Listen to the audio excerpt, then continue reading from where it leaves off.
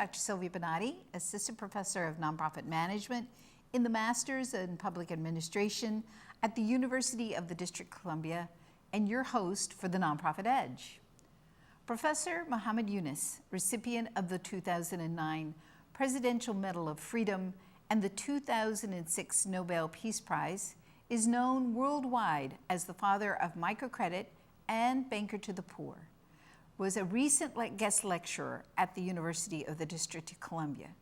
His presentation at the University Social Business and Microcredit Forum was the launch of the university's first annual social business plan competition that will be held in spring 2013.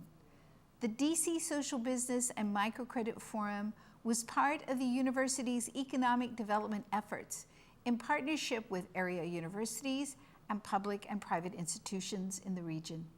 Professor Yunus addressed an audience of students, faculty, and community leaders on his social business concept of combining business know-how with the desire to improve the quality of life.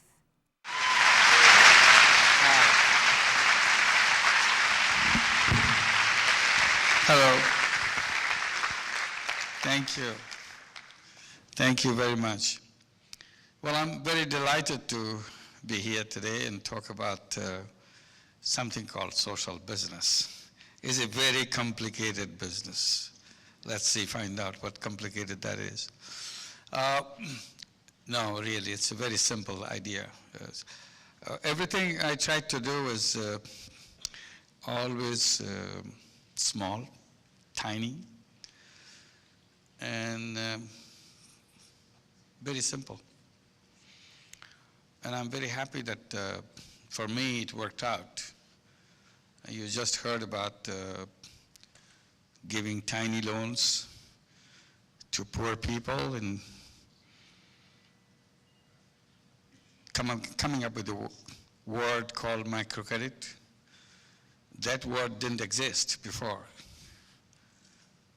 Since it didn't exist, somebody had to find a word to describe the thing that we do. And the word that finally got into the language is the microcredit, or some even tried microfinance, so both ways, microcredit or microfinance. So that part is well known now. It works all over the world, including in the United States. We run something called, through an organization called Grameen America. We do the same thing that we do in Bangladesh and elsewhere, give tiny loans to very low-income women in New York City. We have been doing this since 2008. And today in New York City, there are 5 branches.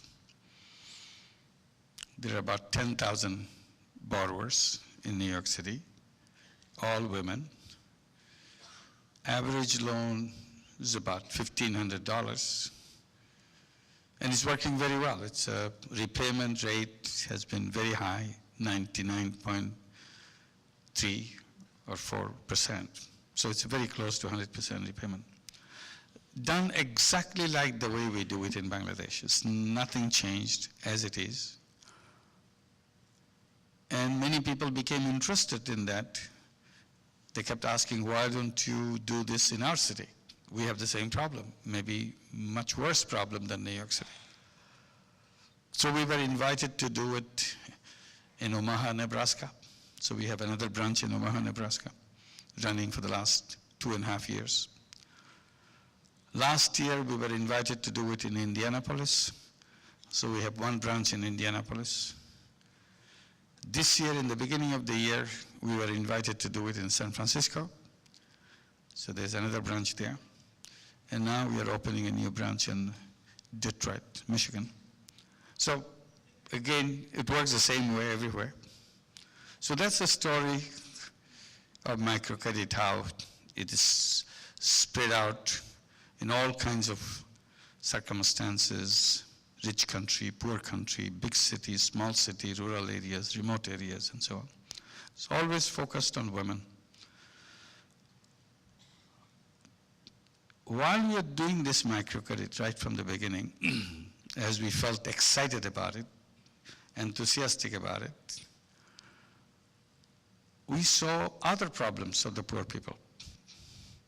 When you are very close to poor people, you cannot just walk away from other problems.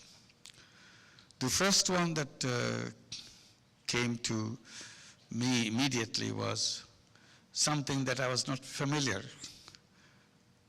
about their children. The problem was the children cannot see, most of the children cannot see after sun goes down.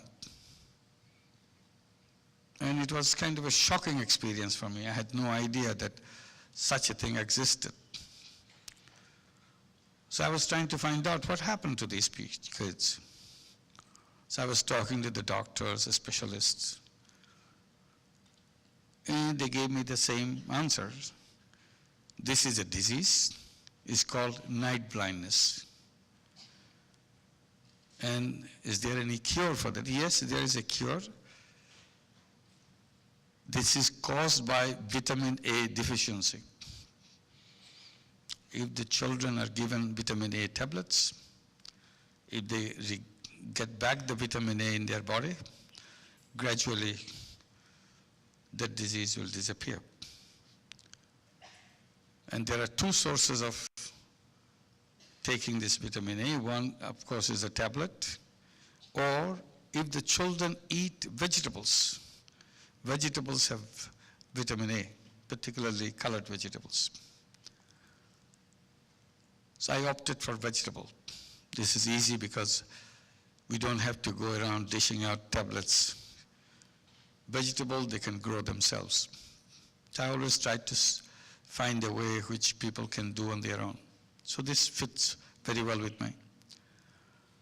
When he started talking about it, the women said, well, we would like to do that, but we can't grow because we don't have the seeds. So then I thought about it.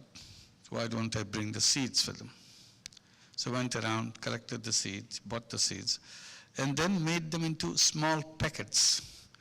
Each packet is worth 1 penny. Make it very easy for them. And then I started selling these seed packets.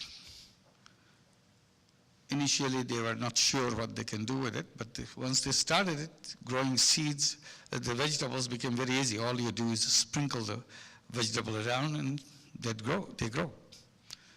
Bangladesh soil is quite fertile soil. And they love this. So the more we expanded, as Grameen Bank expanded its work, more our seed business flourished because everybody wants to have more seeds. At one point, we became the largest seed seller in the country. Because so much seed we are selling, not only Grameen borrowers want to buy that, other villages want to buy the seed too, because they love those seeds, because it's a very high quality seeds. They've never seen those seeds, never seen those beautiful vegetables before. And in the process over time, at one point in history, night blindness became a history in Bangladesh. It no longer existed.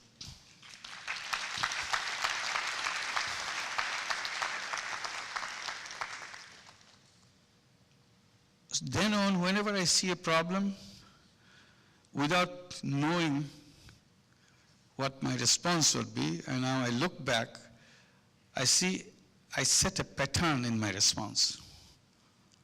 That pattern is, every time I see a problem, I create a business to solve it. It became a habit with me. I couldn't think it any other way. I think in a business way. The second problem that attracted my attention, well, we were still very small. We had very close relationship with every borrower, every person, every child that in the family. This one is about the toilets. They don't have any toilet. Everybody goes out in the open. And it spreads diseases. These diseases are so common in the villages, all coming from one source, open toilets. So we talked about it, how to address this. Oh, people said this is the way, always done. We tried to encourage them to have toilets. Nobody cared for it. We came up with another idea. Idea was, if you want to join Grameen Bank, if you fulfill all other conditions, you're extremely poor, you're a woman, you can start a business of your own, etc., etc. There's an additional precondition. And that is, at the beginning, people were shocked. Why this condition? Condition is you must dig a hole and use it as a toilet. People were so reluctant. We said, okay, if you don't want it, you don't have to join Grameen Bank. But the joining Grameen Bank was so important because they get some money, they can do something. So reluctantly they started digging holes.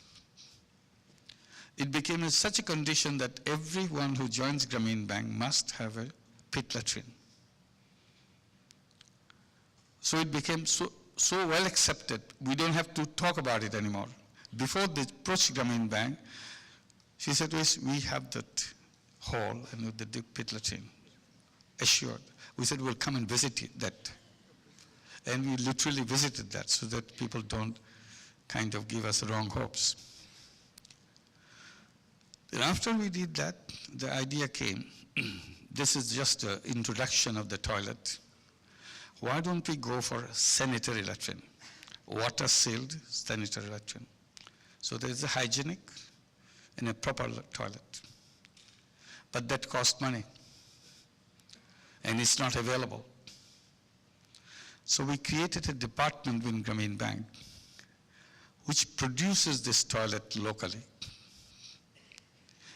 and sell them to the Grameen borrowers. And Grameen Bank gives a loan to buy that toilet from this company or department. So we give her a loan, she buys this toilet and installs it in her home. This is a nice little toilet. And it became an essential part of Grameen Bank history. Always, if you join Grameen Bank, you have to have a sanitary latrine. And Grameen Bank will finance it. It's a very small amount of money. You can pay over 1 year, 2 year time, tiny little money.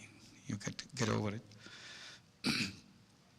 Again, we did it in a way so that you recover the cost of the whole operation. And as Grameen Bank grew, our toilet program grew. And then it created such a tension in the village, a social tension. Social tension I did not expect, but I was amused. The higher of people, better of people in the village, their families don't have toilet. It's the poor families who have toilets.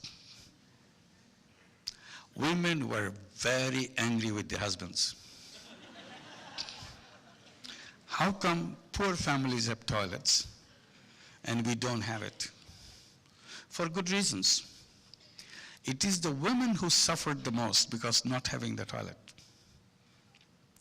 They have to wait until the sun goes down before they can go out. Men didn't care. So they see this is a very convenient thing. You can go to the toilet anytime you want. It's right next to your home. So then men running around to find this toilet because of the pressure from their women. It was not a publicity campaign from the government agency, health ministry, nothing. Simply convenience, simply the fact that the poor women have that. And we are much better off than those families, but we don't have a toilet. So again, it became not only 100% toilet for every single Grameen families, also spilled over to other families. So our toilet program, the business flourished within Grameen and outside Grameen.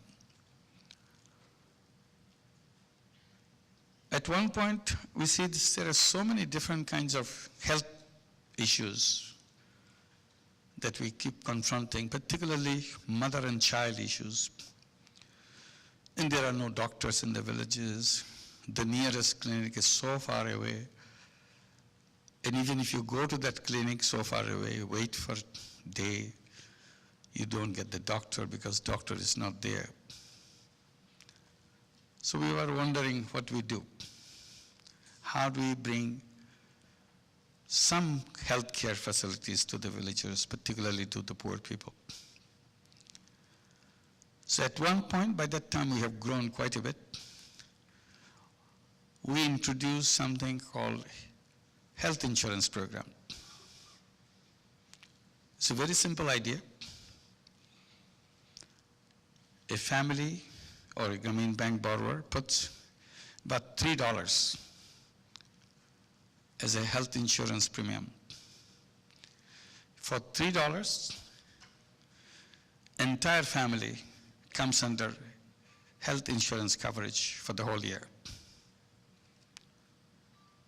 And we explained what services they can get for $3 per year, per family. And they found it very attractive.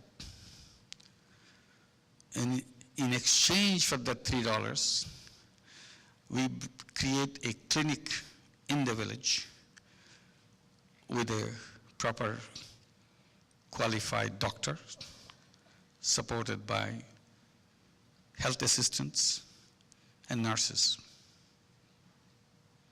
It's all covered by that insurance premium. Good thing of this health insurance was, since there are so many borrowers of Grameen Bank, and each one is paying $3, the entire area which is covered by one clinic can cover itself all the cost by the $3 that we collect from each. And everybody loved that, because you can go to the doctor anytime you want, and the staff comes and visits your home, checks your children, and gives the treatment they need. Particularly for pregnant mothers become very important for them, so that they have regular checkup and so on. So again, we try to address this in a kind of sustainable way, that we collect the money, we provide the service, and we cover the cost of the service through the revenue it generates. Later on, we got into a bigger kind of idea. Bigger idea was, again, related to eye. As people grow older, they can't see as clearly they used to see before. And in Bangladesh, in the villages particularly, they take it as a kind of part of aging problem. As you grow old, you lose your eyesight. It's a standard, acceptable fate. Then the more frequently we meet people who can't see because of this, and in the meantime, science has given us such an opportunity that it could be removed anytime, and you can have fresh eyesight just because of this cataract operation. So we thought, why can't we bring the cataract operation in the village? So we created a separate company, created a cataract hospital with eye surgeons and all the equipments, modern equipments and everything. And very reasonable charges, fees. And hospital, the clinic that we created, is capable of treating 10,000 patients per year. When you started that, and we want to make sure it's available to everybody. So what we did, we charged a regular fee for a well-off people who can pay the fee and get the cataract operation. It's a very good surgeon, very good facilities. People love to pay that. It's right in the village. You don't have to go to the city to do that. And we make money by the market rate or the kind of a rate that fee that the well-off people pay. And we cross-subsidized, giving it to people who are not as well-off as others. They can just barely pay for the consumables, the lens and the medicines and things, not the service of the doctor and the facilities of the hospital. All the fixed costs are not charged, just the consumables that you pay for, which is less than half of the rate we charge for the full cost. A full cost would be something like $32 for cataract operation. And for operational cost, it comes to about $14. And then the other category who cannot pay anything, so poor, they can't even pay that $14. So we charge them just about $1 and give them. And the whole entire thing covers all the costs, doctors' salaries, operational costs, everything. And within 4 years, we came to the break-even point for the whole thing. We are very delighted because in the beginning, we had no idea how it will work out. We were very happy that we did that. And seeing that it finally happened, we became a little bold. We set up 2 more hospitals, because if each one can pay back all the money that we invested, why not do 2 more? So we did 2 more. The next 2 that we did came to a break-even point in less than 3 years, because in the meantime, we learned a lot. We know how to make it more efficient. So in 3 years, we cover all the costs. Now, 3 more are under construction. So since that it covers its cost, and people are coming forward to get this treatment, because they don't want to go blind. They see that it's possible to have as good eyesight as anybody else just by simple operation, very simple thing to do. So that became another part of our work that we continue to do. One more example I'll give that how we try to address problems by creating businesses. Bangladesh doesn't have much of electricity. Almost 70% of the people of Bangladesh has no access to electricity. So when the sun goes down, primitive darkness prevailed all over Bangladesh because there's no electricity. Only the kerosene lamps come up, give a little bit of light.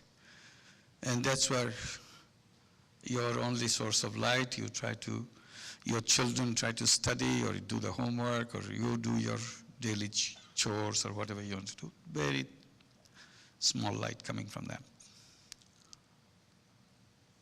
So we have been seeing it every day because we work in the villages, so villages, there is no electricity ever.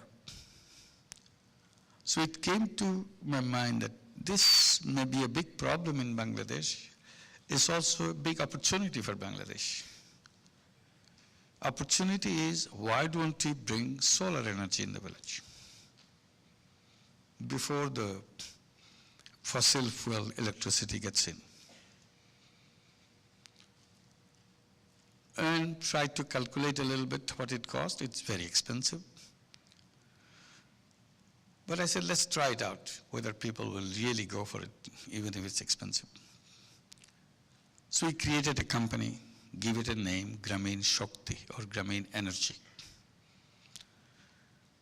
And found all the required equipments and things, panels, expertise.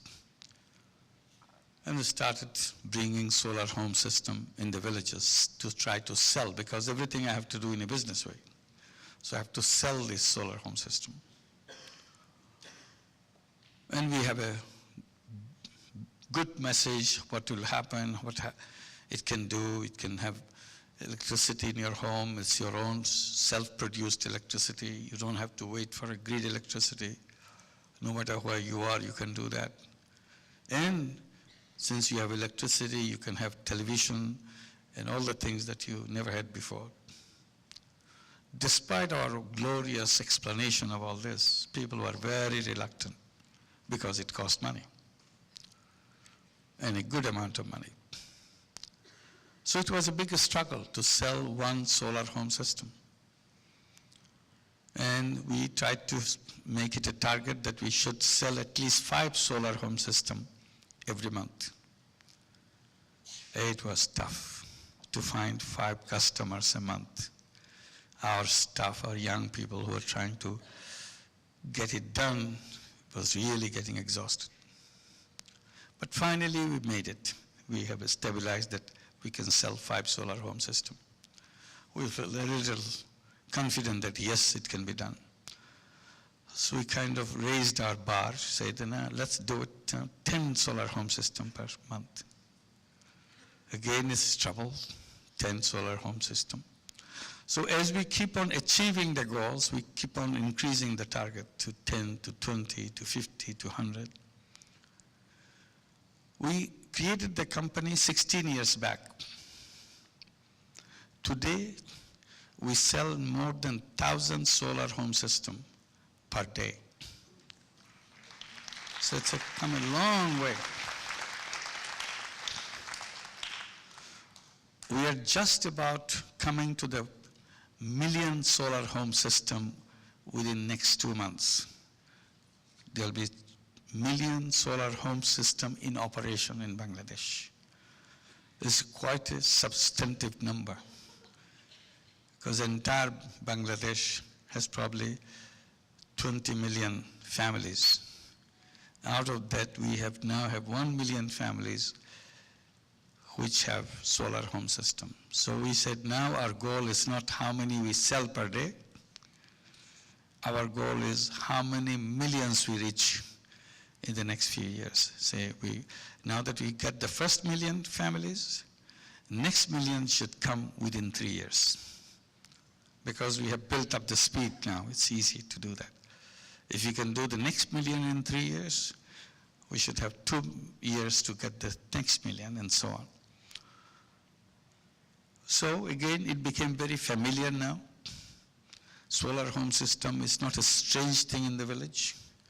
You see electricity, bulbs, lights, and so on. We have, with a 75-watt panel, you have a color television, you have 6 or 7 LED lamps with enough light for everybody. So you are all set.